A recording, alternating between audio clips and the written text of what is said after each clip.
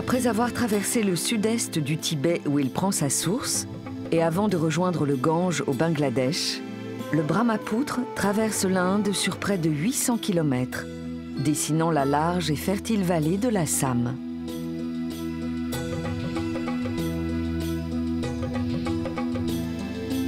Avec ses milliers de plantations étagées sur les collines dominant le Brahmapoutre, l'Assam est le grenier à thé de l'Inde. C'est aussi le pays du tantrisme, l'une des branches mystiques et érotiques de l'hindouisme.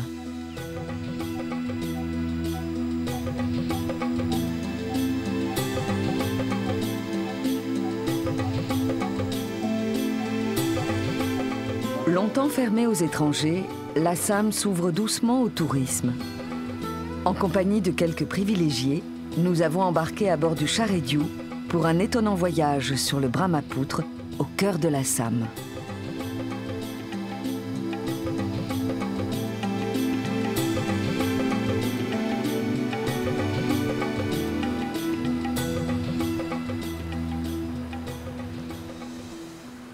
Shibsagar.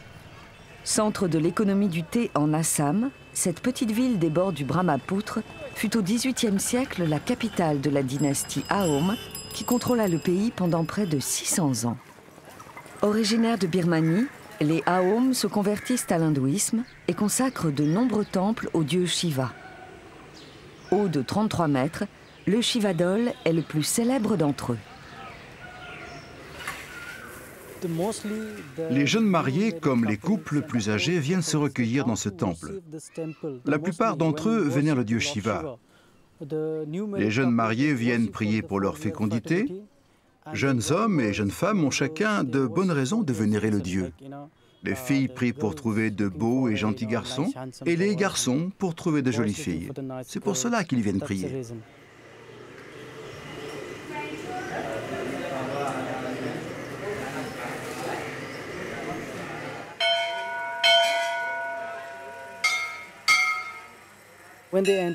Quand on entre dans le temple, on fait sonner les cloches. Une façon d'informer le Govakriya que nous arrivons.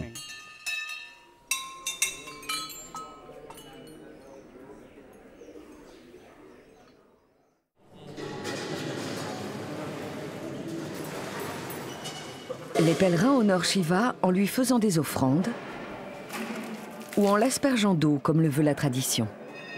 Il existe, dit-on, plus de 1000 représentations de Shiva, mais la plus répandue, c'est le lingam, le phallus qui symbolise le principe créateur.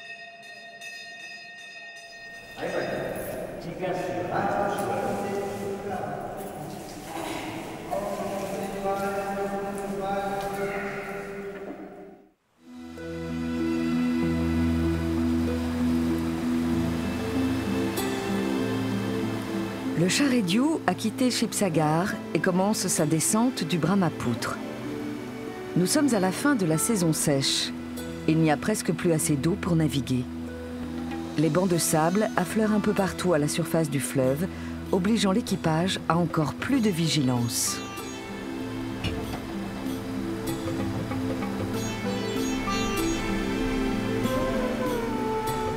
Après quelques heures de navigation, nous approchons de l'île de Majuli, notre première escale.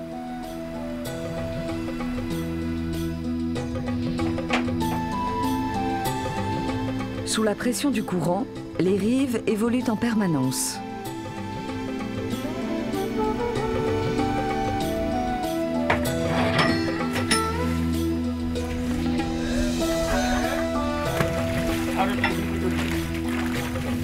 Cette instabilité et la fragilité du sable obligent les marins à trouver des points d'amarrage très loin du rivage. Malgré cette érosion permanente, l'île de Majuli demeure la plus grande île fluviale du monde. C'est à bord du Country Boat, une embarcation locale servant d'annexe au Chareddu, que nous prenons la direction du village de Majuli.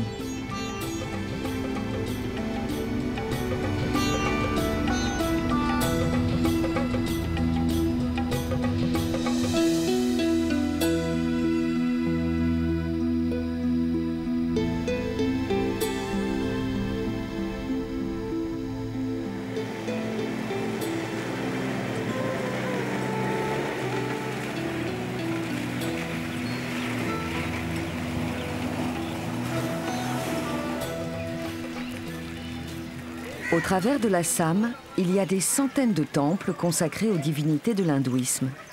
Mais les 22 satras, les monastères de Majuli, ont une histoire bien singulière. Ils ont été fondés au XVe siècle par le poète et philosophe Shankardeva. Depuis cette époque, les moines de Majuli honorent Vishnu au travers de la danse, de la musique et de la poésie.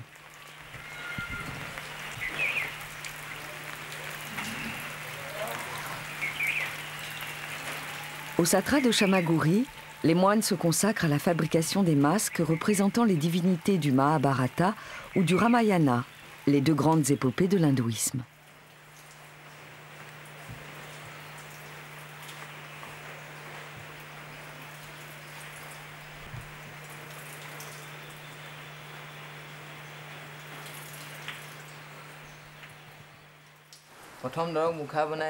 La structure du masque est d'abord fabriquée en bambou. On réalise la forme du masque avec le bambou. Puis on l'attache avec du rotin. Ensuite, on met du tissu et on colle le masque avec une sorte d'argile. Une fois que l'on a bouché tous les interstices, on commence à lui donner sa forme avec une mixture de bouse de vache et d'argile. On peut lui donner la forme de n'importe quel personnage. Par exemple, les visages des démons Asura ou de Garuda.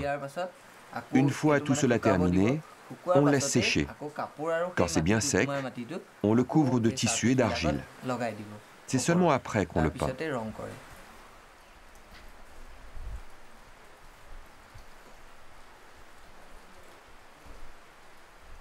Les masques s'inspirent des personnages des épopées mythologiques. On les utilise pour le Bhaona, la danse théâtrale. Tout personnage qui ne peut pas être interprété par un comédien à visage découvert est interprété par un acteur qui porte un masque.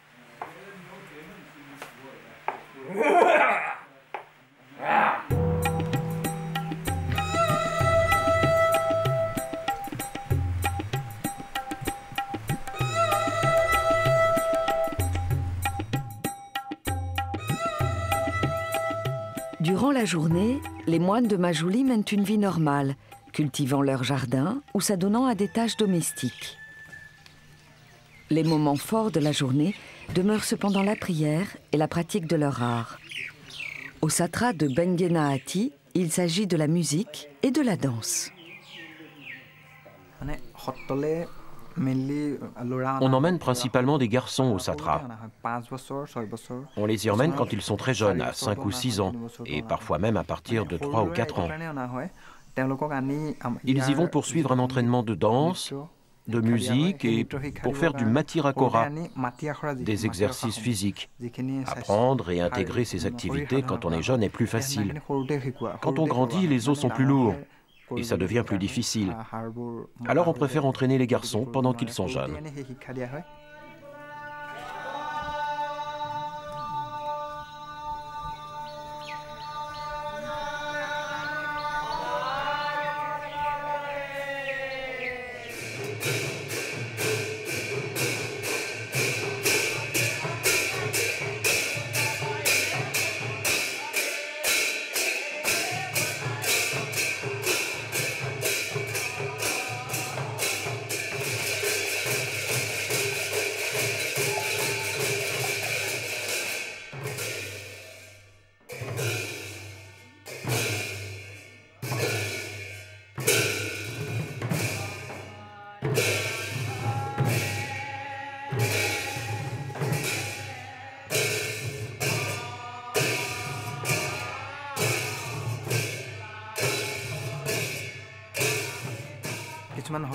Il y a des expressions de la main, comme ça, ou encore comme ça.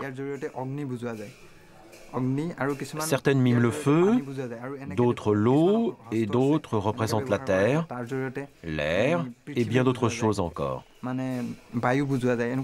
Chacune de ces expressions transmet différents messages spirituels.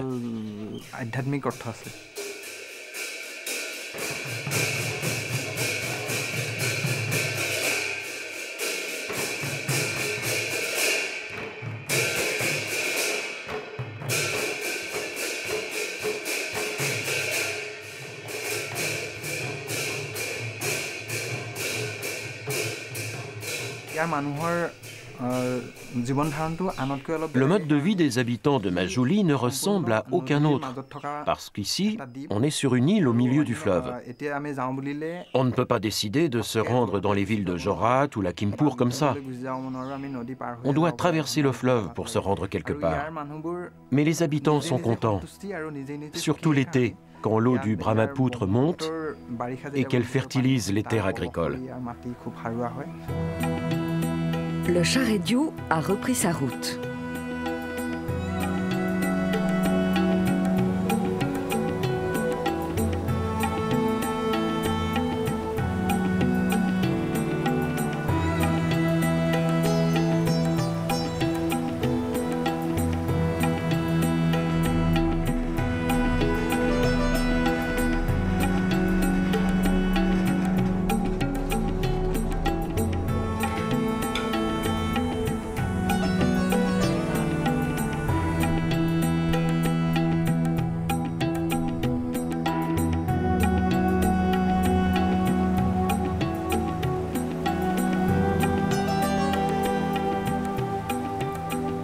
Notre progression est lente.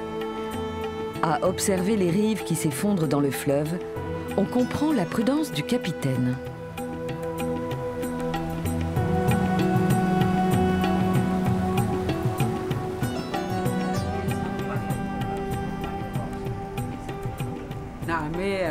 On n'utilise pas de carte. On en a toujours une avec nous et on ne s'en sert jamais. On navigue avec ce que l'on voit, en suivant nos repères.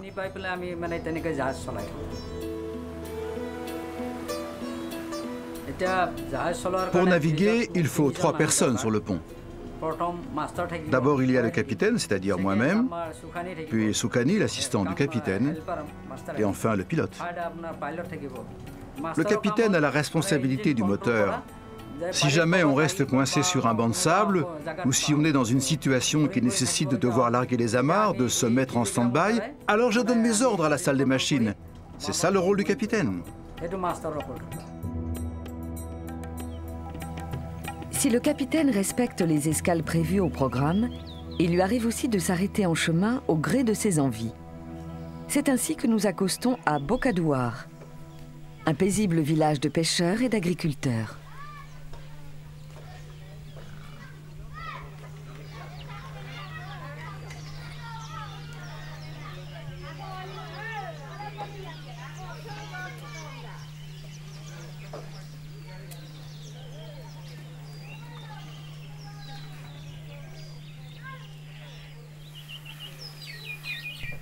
Comme dans tout le reste de l'Inde, l'aliment de base, c'est le riz. Après avoir fait sécher les grains au soleil, on les écrase pour en faire de la farine.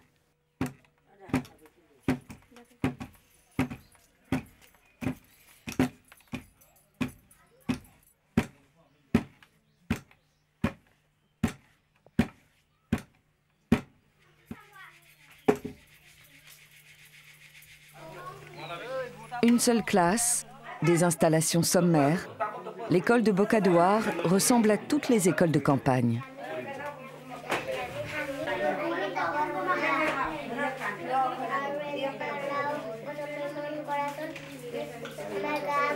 Les élèves habitent parfois très loin. Pour le directeur, les principales difficultés arrivent avec la saison des pluies.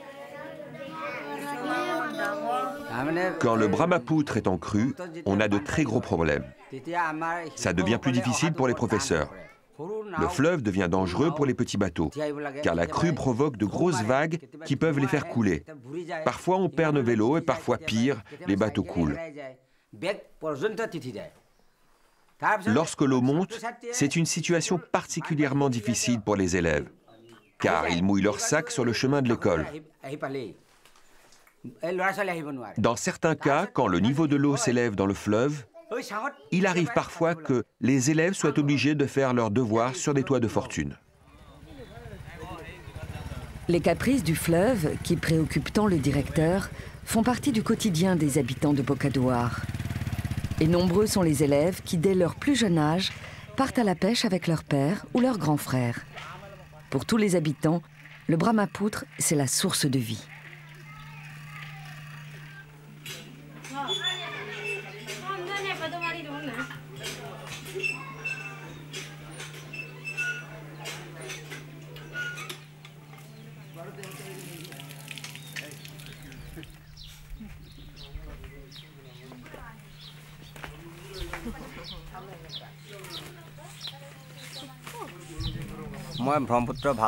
Ah, j'aime beaucoup le Brahmapoutre.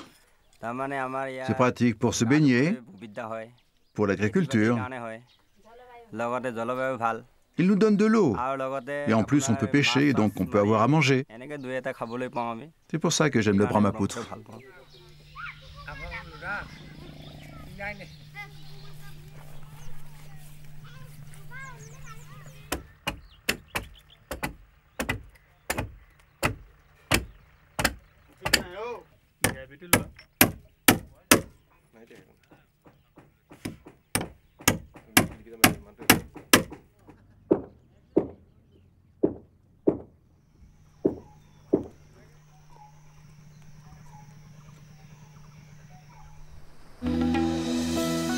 En fin d'après-midi, nous quittons Bokadouar et poursuivons notre descente du Brahmapoutre.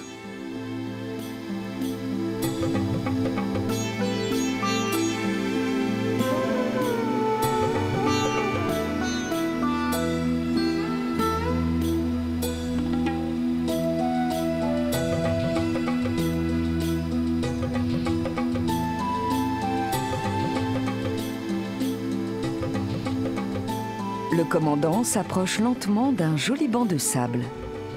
C'est là que nous allons passer la nuit.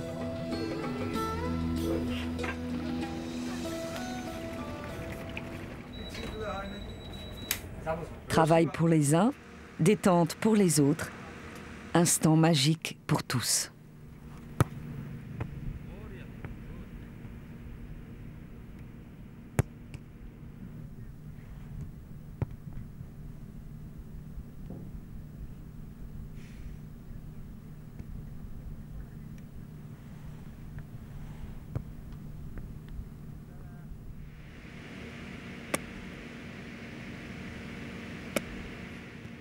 En foulant le sol de cette île jetée au milieu du fleuve, nous avons le sentiment de pénétrer un monde inconnu. Un monde éphémère appelé à disparaître dans les prochaines crues du Brahmapoutre.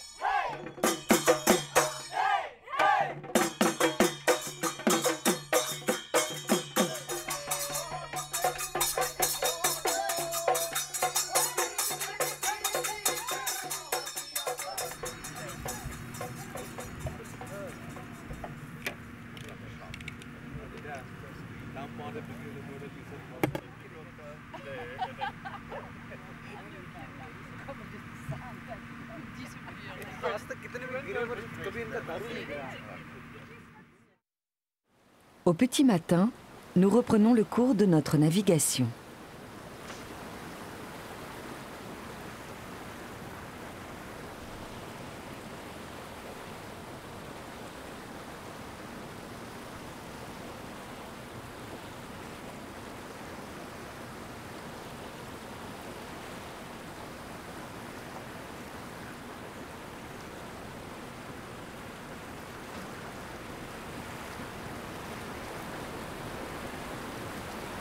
Les plaines qui, depuis le début de notre voyage, bordaient le Brahmapoutre s'effacent peu à peu, remplacées par de petites collines recouvertes d'une épaisse végétation. Nous approchons du parc national de Kaziranga.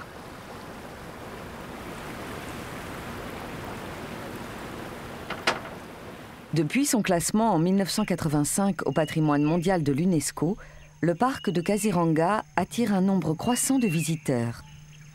On peut le parcourir en véhicule tout-terrain, mais pour observer la faune, rien ne vaut une balade à dos d'éléphant.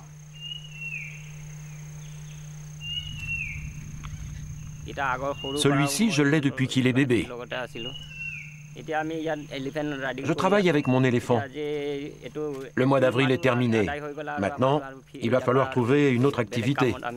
Abattre des arbres ou autre chose, n'importe quoi d'autre, selon ce qu'il y a à faire.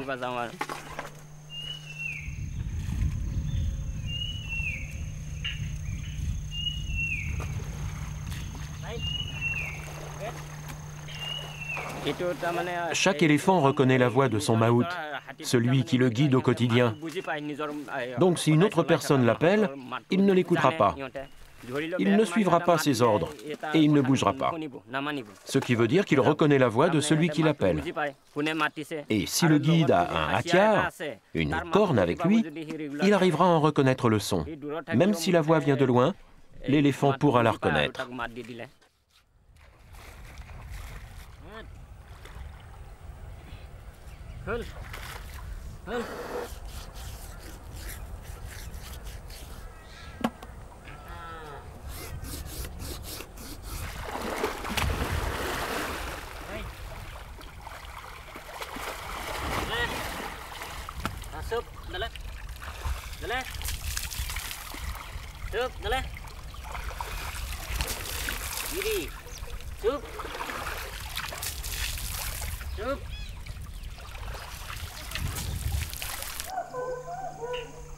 Le parc abrite une faune d'une grande diversité. Éléphants, tigres, buffles, mais c'est le rhinocéros unicorne qui fait sa renommée.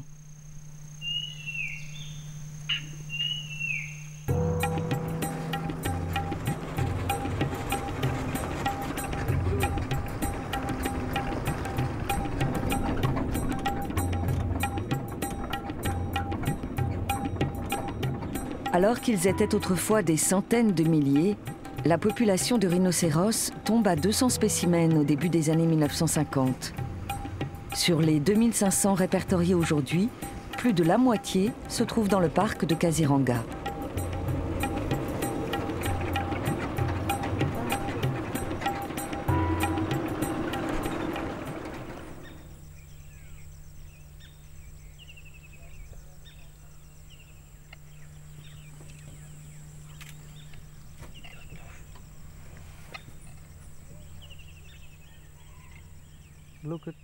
Regardez là, il y a 2 rhinos. Il y a la mère et son petit.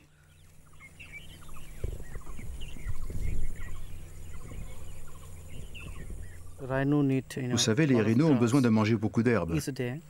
Le petit, c'est encore un bébé, il doit avoir 3 ou 4 ans. Il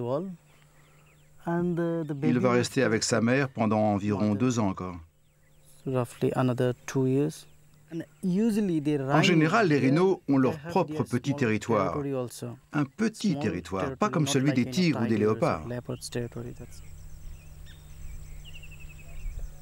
Pesant pour les mâles plus de 2 tonnes, doté d'une peau à l'apparence d'armure, le rhinocéros a tout d'un animal préhistorique.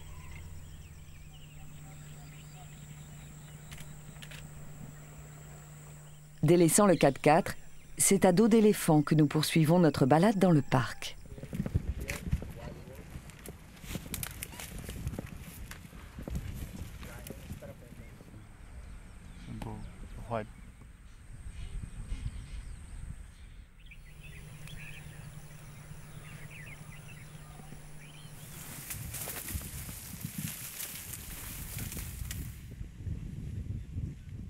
Le rhinocéros a l'air calme, mais c'est un animal très, très dangereux.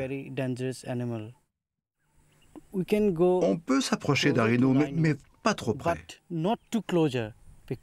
Il faut garder ses distances. Parfois, il charge. Les rhinos ont l'ouïe très développée. Les éléphants barrissent très fort quand les rhinos veulent les charger. Alors le bruit est si fort que le rhino s'enfuit.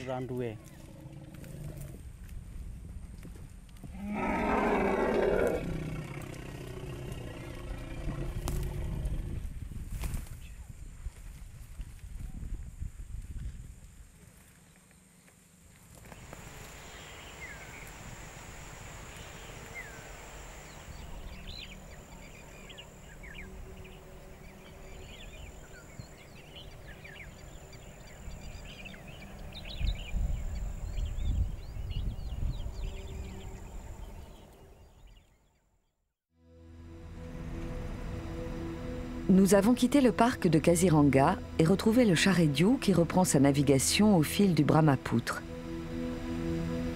Sous les rayons d'un soleil retrouvé, nous nous dirigeons vers notre prochaine escale, la ville de Tezpur.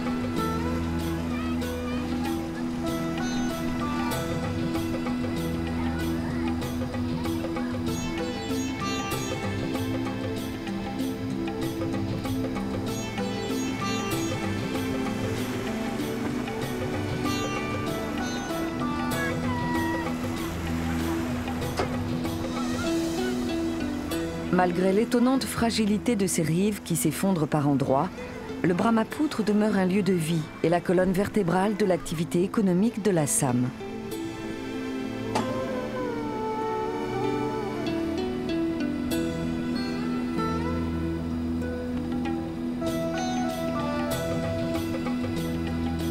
Avant d'arriver à Tezpur, le commandant accoste devant un petit village.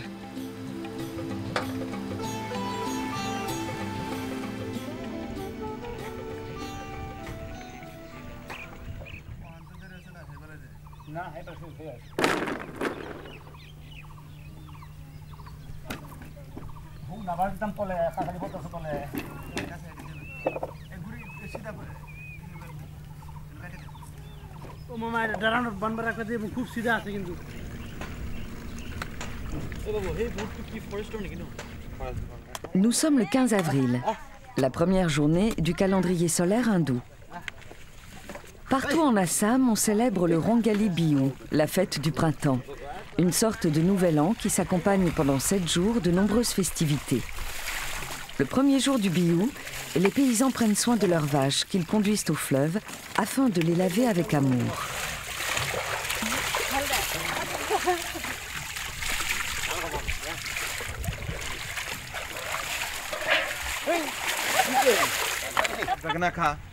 Une autre tradition consiste à leur lancer des légumes en signe de prospérité.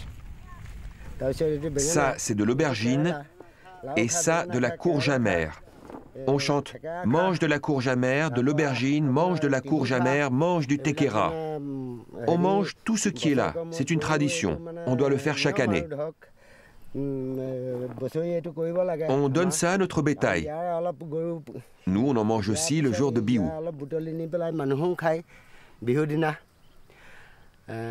C'est une tradition dont on a hérité.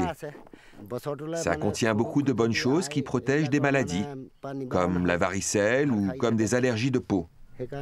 C'est une tradition qui se perpétue. Le Bihu, c'est la fête du printemps. Symbole du renouveau, les enfants y occupent donc une place très importante.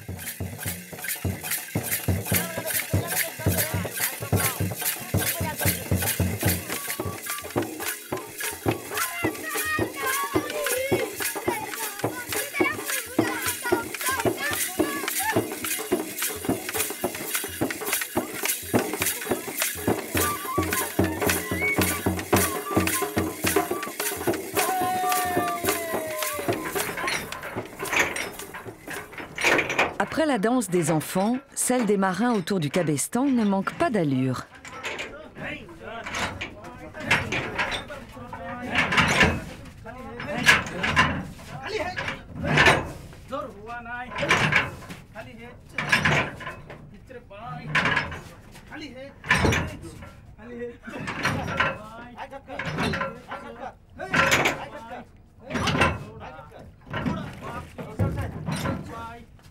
L'ancre est remontée, nous pouvons reprendre notre navigation en direction de Tezpur.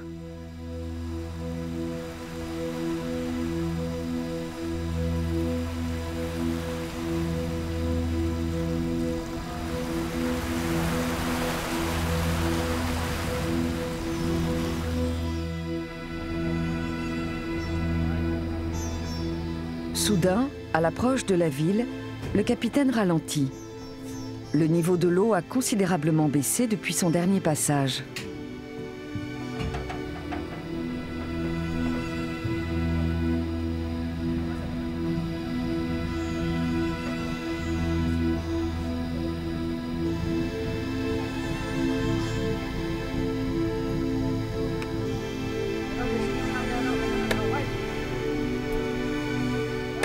Il ne prend aucun risque et jette l'ancre au milieu du fleuve. C'est donc avec le country boat que nous rejoignons Tezpur.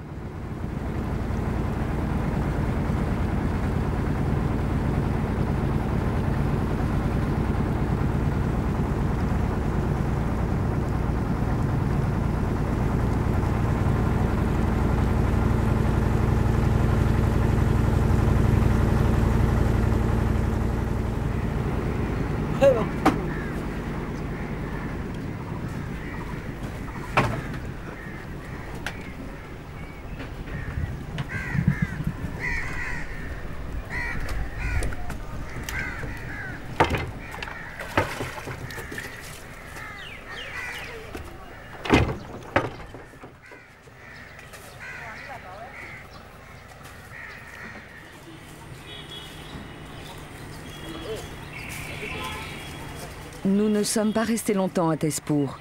Nous l'avons simplement traversé.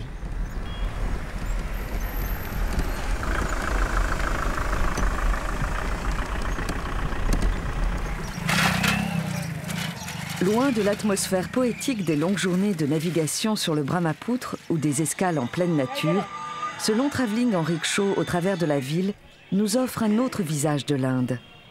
Un visage mosaïque où se choquent et s'entremêlent les couleurs et les sonorités, la laideur et la beauté, la trivialité et la spiritualité.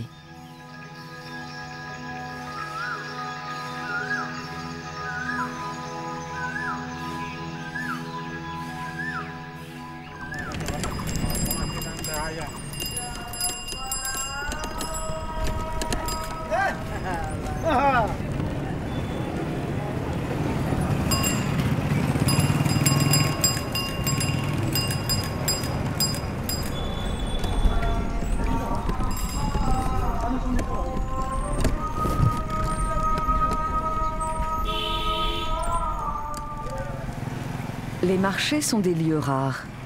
Celui de Tezpur, où s'achève notre promenade, n'échappe pas à la règle. Il suffit de laisser vagabonder son regard pour découvrir l'étonnante diversité de la comédie humaine.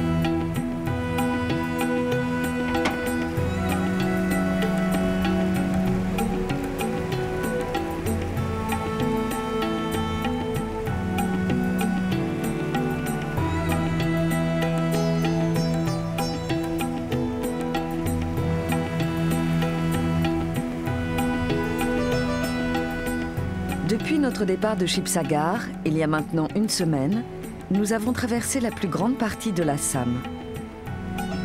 Nous approchons désormais de Guwahati, la capitale de la province, où s'achèvera notre voyage.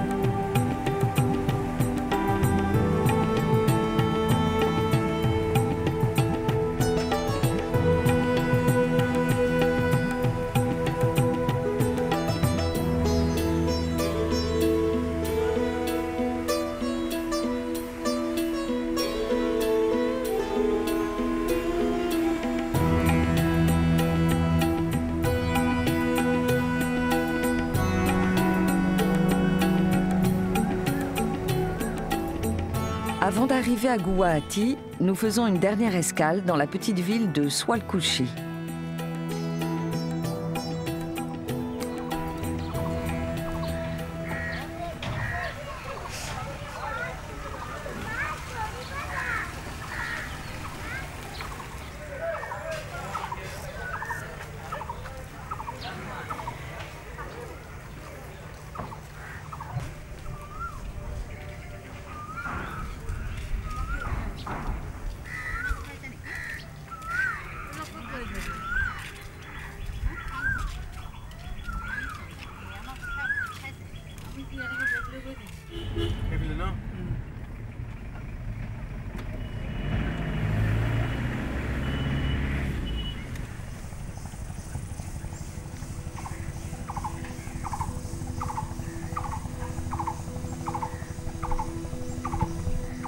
Situé sur les hauteurs dominant le Brahmapoutre et la baie de Guwahati, le temple de Madan Kamdev est l'un des sites historiques les plus importants de l'Assam.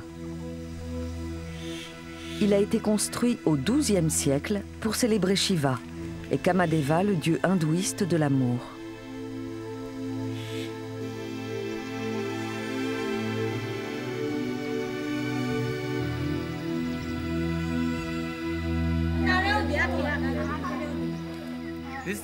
C'est un temple très important. Aujourd'hui encore, beaucoup de gens viennent de différents lieux pour se recueillir et demander une bénédiction du dieu Shiva. On croit que Shiva est facile à satisfaire. Dans la mythologie hindoue, Shiva bénissait tous les démons, mais cette partie du temple parle plus de l'amour.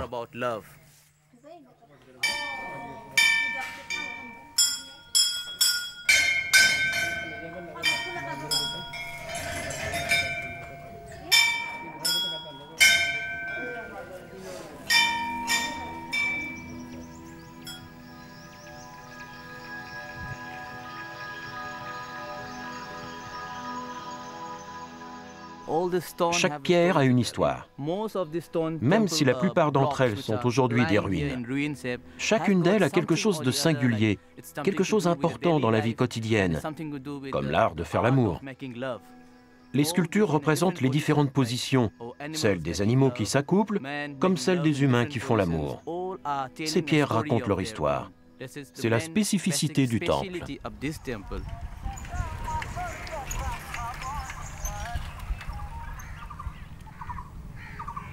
Quittant à regret ce paysage paisible et harmonieux, nous reprenons la direction de Swalkushi.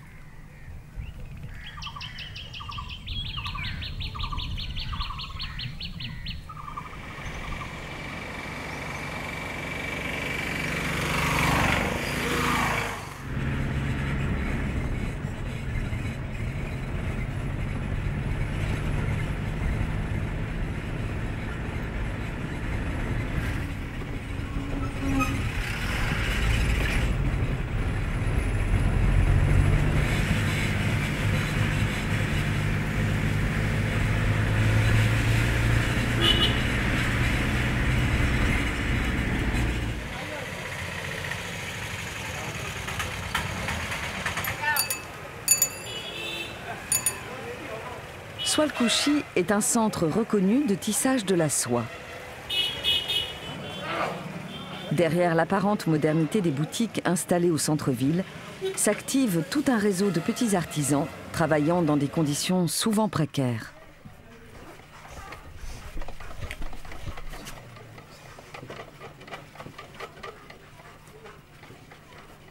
En se promenant dans les ruelles de Swalkouchi, on devine, guidé par le bruit des métiers à tisser, que derrière chaque porte se cache un atelier.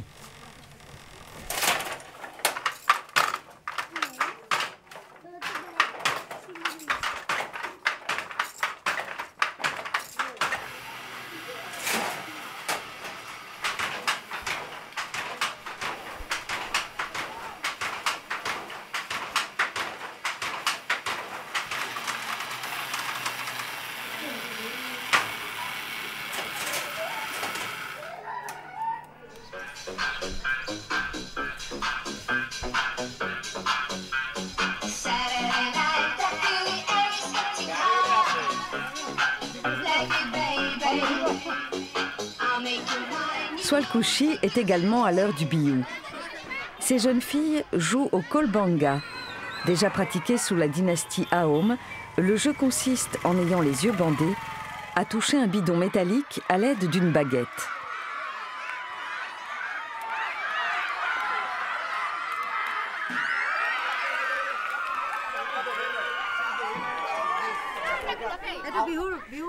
C'est un jeu pour le biyou. Et comment s'appelle ce jeu? C'est le jeu du bandeau. C'est un jeu de Kolamayar. Hé, pourquoi tu regardes? Pourquoi tu triches? Ne triche pas. Ne touche pas au bandeau.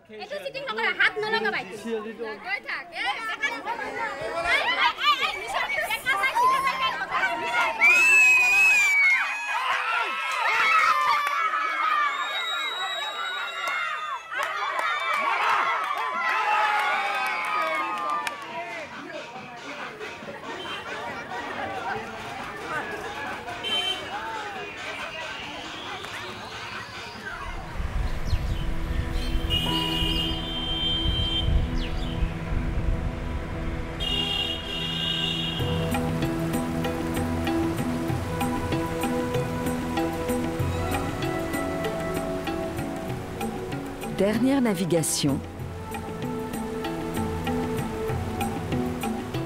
et ultime contrôle avant de prendre la direction de Guwahati. Le capitaine envoie le country boat en éclaireur afin de sonder le niveau de l'eau.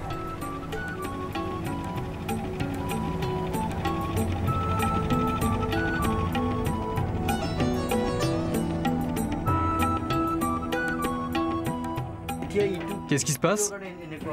Dans la partie du fleuve où l'on naviguait jusqu'à présent, le niveau de l'eau a changé. On s'en doutait un peu. Dernièrement, l'eau est montée et la rive s'est érodée. C'est pour ça que le passage est fermé. On doit donc aller vérifier le niveau de l'eau.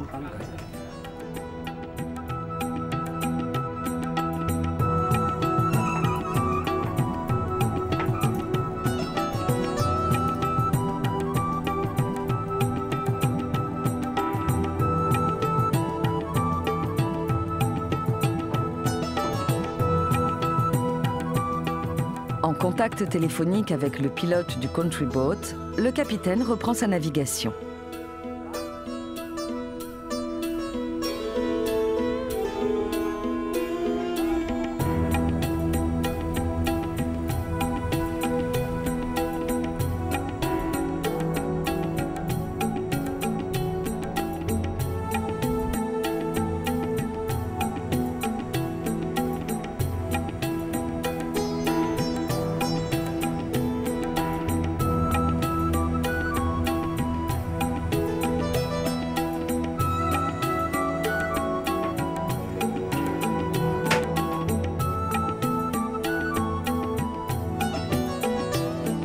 Nous arrivons bientôt en vue de Guwahati, symbolisé par le grand pont métallique du chemin de fer qui enjambe le Brahmapoutre.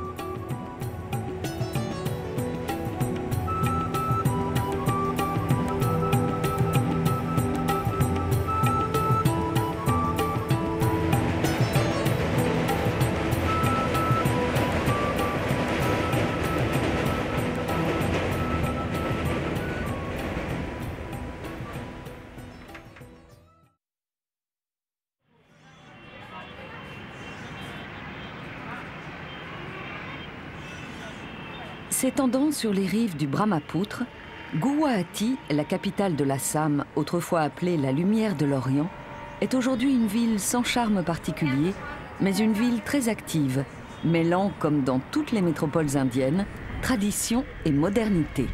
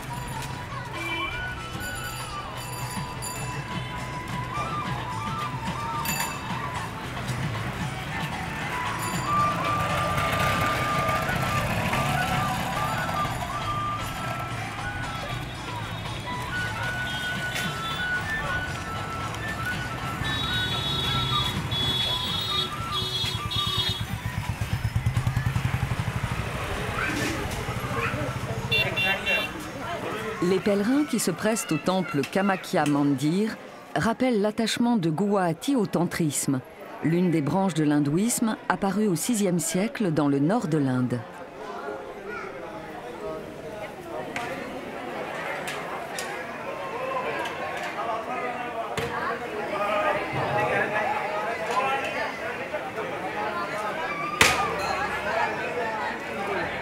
J'arrive de Morgaon, un district de l'Assam. J'ai attendu pendant environ 2 heures. J'attendrai ici jusqu'à ce que les grilles s'ouvrent. Ensuite, j'irai voir la déesse mère et lui rendrai hommage. Après ça, je pourrai partir.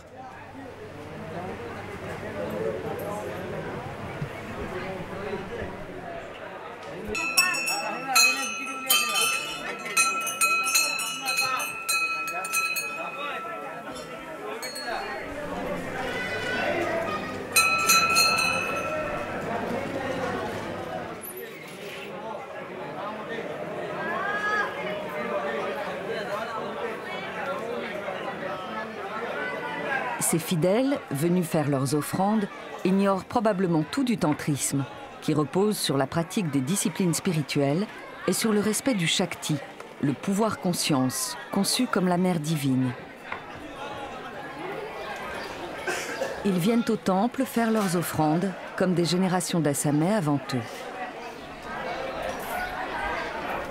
La religion et les traditions se perdent dans la nuit des temps. Ce sont elles qui créent la magie et la beauté mystérieuse qui planent sur l'Assam comme sur le reste de l'Inde.